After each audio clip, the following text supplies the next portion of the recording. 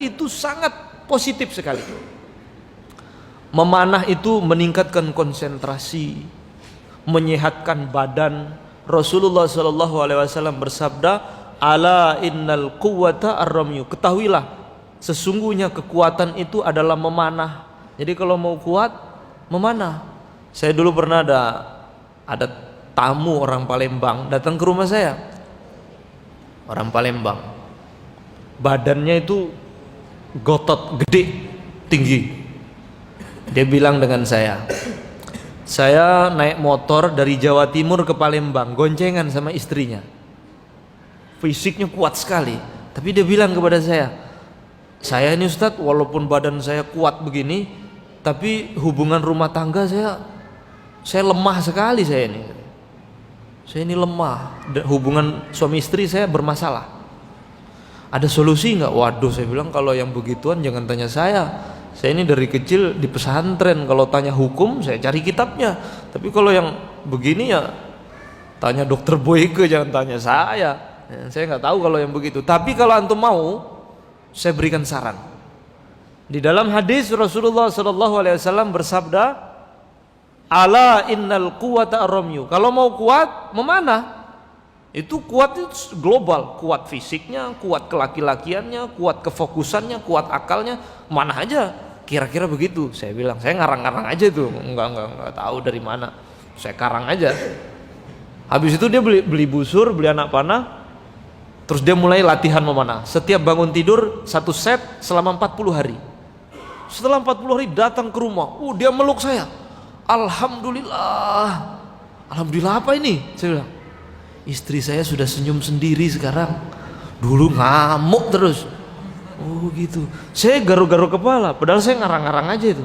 Tapi saya ingin tahu jawabannya. Suatu hari di Banjarmasin ada undangan pengajian. Saya ketemu dengan Ustadz Sofyan Nur dari Banjarmasin. Saya cerita, Ustadz, ada orang punya masalah hubungan suami istri. Saya jawab aja dengan memanah, karena Rasulullah mengatakan ala innal quwwata ar-ramyu. Sesungguhnya kekuatan itu dalam memanah. Tentunya sembuh. Setelah 40 hari sembuh. Itu kok bisa ya Ustaz? Oh, sebenarnya bukan antum yang menemukan itu. Inggris itu sudah mengadakan penelitian. Ternyata problem laki-laki terletak di tulang punggung. Pernah jatuh, posisi duduk yang salah dan lain sebagainya membuat tulang punggung, tulang ekor laki-laki itu terganggu. Dan itu tidak ada cara untuk menstabilkan tulang punggung kecuali dengan gerakan memanah. Dan itu sudah ditemukan oleh Inggris, orang Inggris duluan. Padahal ini adalah sunnah warisan Nabi kita dan para sahabat. Jadi kalau mau, jadi saya bilang, oh ternyata ada dasarnya. Di samping itu nanti kefokusannya juga begitu, akan terbentuk fokus. Saya punya anak umur 7 tahun. Kalau sholat itu nengok-nengok dia, lari kadang.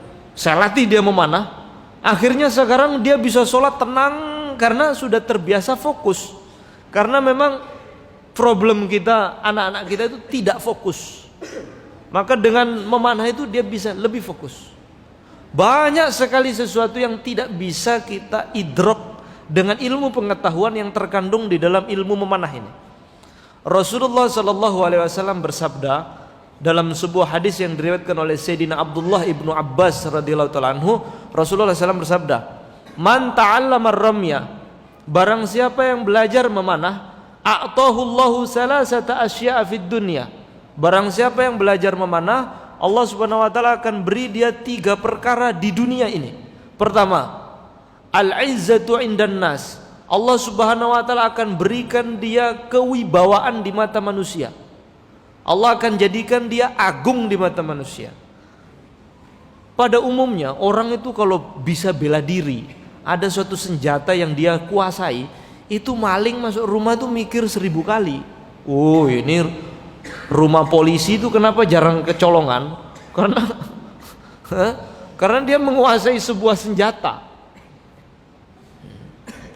Bukan hanya itu saja, itu yang bisa dilihat oleh manusia.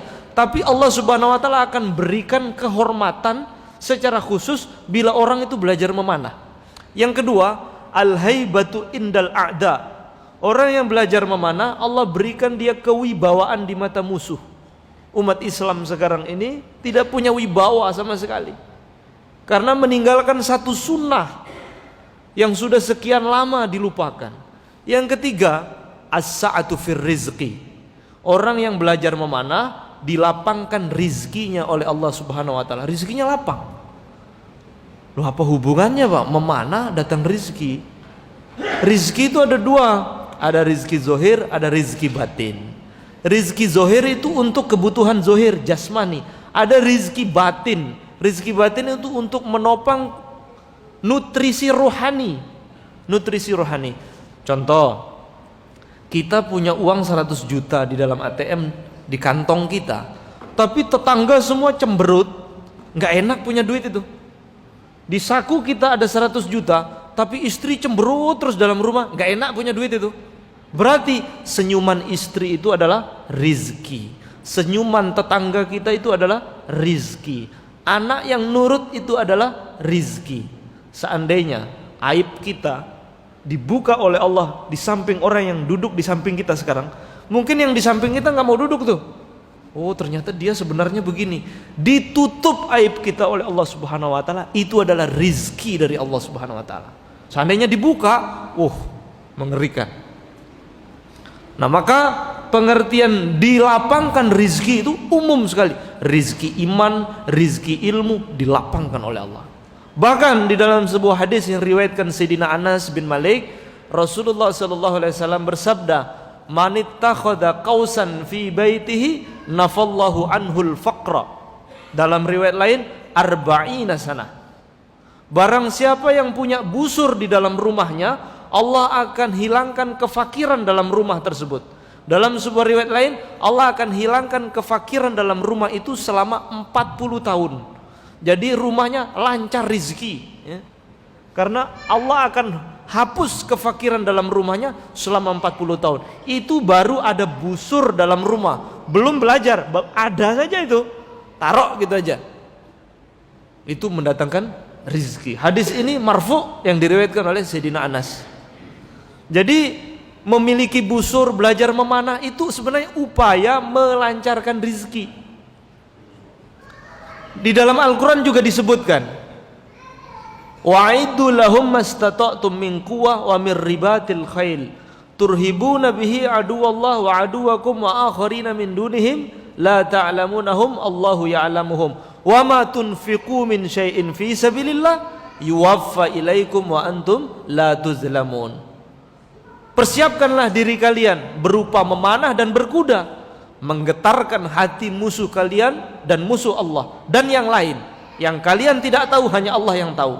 Kemudian ayat ini ditutup dengan ayat infak. Apa yang kalian infakkan untuk beli kuda, beli busur, beli anak panah, wa matunfiku min syai'in fi sabilillah, di jalan Allah, yuwaffa ilaikum, Allah akan sempurnakan balasannya di dunia dan di akhirat, wa antum la tuzlamun, dan kalian tidak akan dizolimi sama sekali, tidak akan dianiaya. Artinya apa? Semua yang kita keluarkan untuk memanah, untuk berkuda, itu nanti datang kembali. Makanya nggak ada pemanah melarat, nggak ada, insya Allah, kira-kira begitu. Kecuali bagi yang tidak ikhlas, mesti nanti rezekinya naik.